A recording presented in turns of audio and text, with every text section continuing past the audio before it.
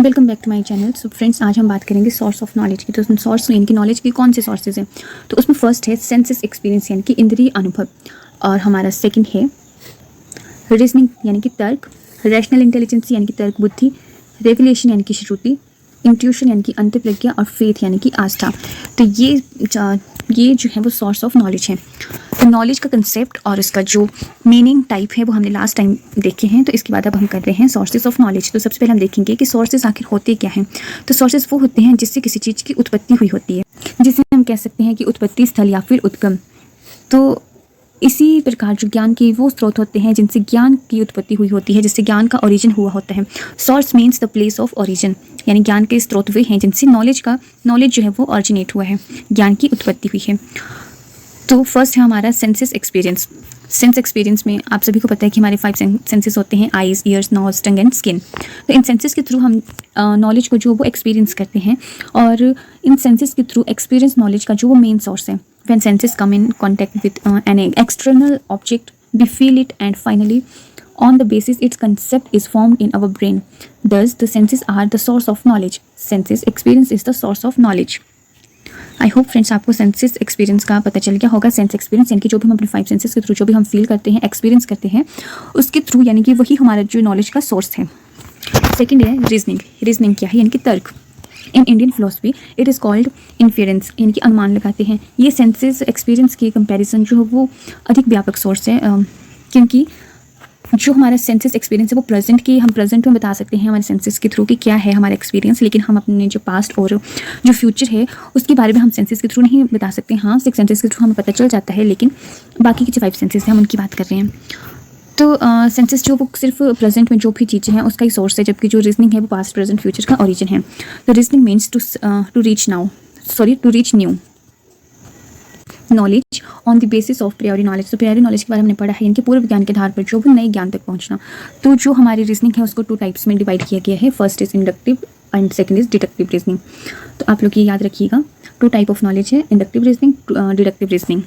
तो inductive reasoning क्या होता है? इनकी research is true then it is not necessary that our conclusion will also be true. और डिडक्टिव यानी कि premise is true then that conclusion must also be true. I hope आपको reasoning के बारे में पता चल गया होगा। यानी कि रीजनिंग में हम क्या होता है कि हमारा जो पास्ट, प्रेजेंट, फ्यूचर है, हर प्रकार के ज्ञान का जो उद्गम जो है, ओरिजिन जो है वो रीजनिंग होती है। So third is rational intelligence. Rational intelligence जो होती है हमारी, इसे मेंटल एबिलिटी कहा गया है, यानी कि जिसके बीच हम 2 स्टेटमेंट के बीच के रिलेशनशिप को समझते हैं। रैशनल इंटेलिजेंसी यानी कि तर्क बुद्धि, जो 2 स्टेटमेंट होती है उसके बीच का जो रिलेशनशिप होता है, जब हम उसके बारे में समझते हैं तो उसे हम रैशनल इंटेलिजेंसी कहते हैं। Fourth is testimony authority. So friends, इसके बारे में जब हमने टाइप ऑफ नॉलेज की बात की थी तो उसमें हमने टेस्टिमोनी अथॉरिटी के बारे में अच्छी तरह से पढ़ लिया था, लेकिन फिर भी मैं आपको बता देती हूँ कि टेस्टिमोनी अथॉरिटी भी जो है वो सोर्स है नॉलेज का। तो टेस्टिमोनी सोर्सेज तो है, बट ज़रूरी नहीं कि हमेशा सही हो।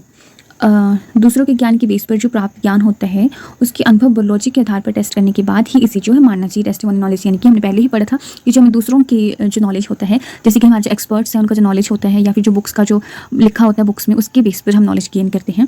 लेकिन हमारे जो जैसे हम ऐसे मानते हैं कि ज़रूरी नहीं है कि वो बिल्कुल सही कहें, हमें खुद का एक्सपीरियंस भी होना चाहिए, हमारा खुद का जो लॉजिक भी लगाना चाहिए, उसके बेस पर हमें टेस्ट करने के बाद ही मानना चाहिए टेस्टिमोनी नॉलेज को। Next is revelation. रेवलेशन यानी कि जिसे हम कहते हैं श्रुति।